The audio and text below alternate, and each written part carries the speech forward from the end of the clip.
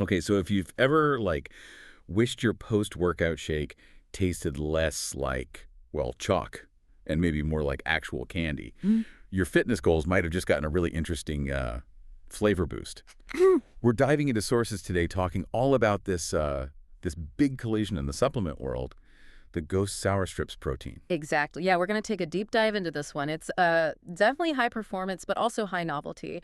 Our goal today is really to sift through the hype, Mm. and analyze how this team up between Ghost's Whey Blend and Sour Strips Candy actually stacks up. Right. Looking at the numbers, the performance, um, what people really like about it, and yeah, the inevitable downsides too. Because the whole idea hinges on this, right? A, like, fun twist on your normal protein powder, one that supposedly gives you the performance, and a flavor that isn't just kind of like candy but really delivers. It's like fitness meeting fun chaos. Well, the good news, looking at the stats, is you're definitely not giving up results just for flavor here. The performance metrics look really solid. Each serving consistently hits around 25 grams of protein. Okay, 25 grams. That's a pretty standard high-end stuff. It is. It puts it right up there with other top recovery shakes. So you're getting serious muscle support, and the carbs stay surprisingly low, too. But let's be real, the 25 grams isn't the main draw here, is it? It's the novelty. We keep seeing this in the notes. The powder mix is okay, usually smooth, and it has this bold, tangy taste your viewers are saying is surprisingly close to real candy. That's the hook. Yeah. It's aimed squarely at people who are just tired of chocolate, vanilla. Yeah. They want that fun factor, that little treat feeling in their diet. Right, that emotional payoff. Okay, so macros look good. The flavor's unique, which is a big win for Ghost. But we both know these highly engineered, fun flavors usually come with some catches.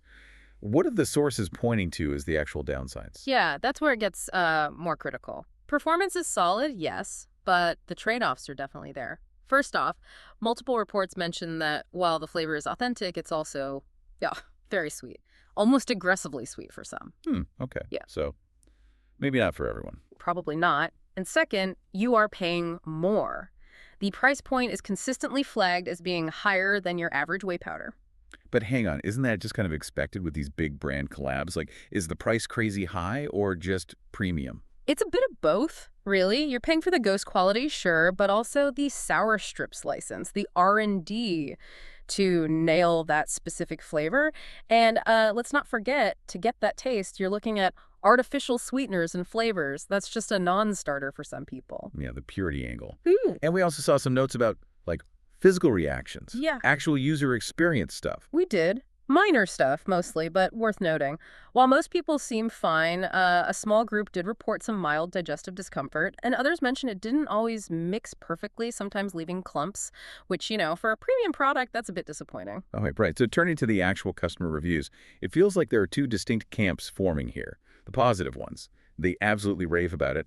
They find that sour candy tastes impressively authentic, like totally worth the price for them. Yeah, and what's really interesting is how divided people are on the flavor intensity itself. Some felt, they were promised that super intense, face-puckering, sour hit you get from the candy. Yeah. And instead, they got something more like a memory of it. It just wasn't quite sour enough for them.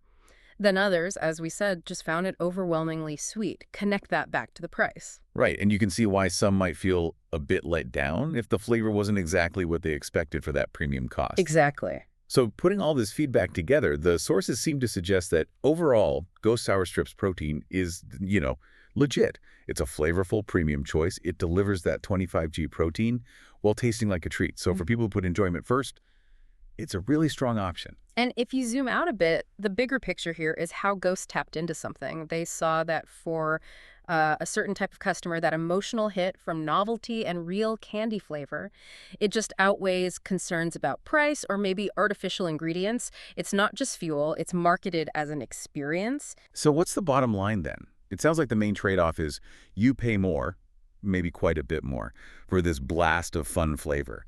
But you accept that it uses artificial stuff and you run the risk of it being just too intensely sweet for your liking. Which really brings up a key question for you, the listener, to think about. How much is that kind of novelty, that authentic candy taste, really worth to you and something you might be taking every day?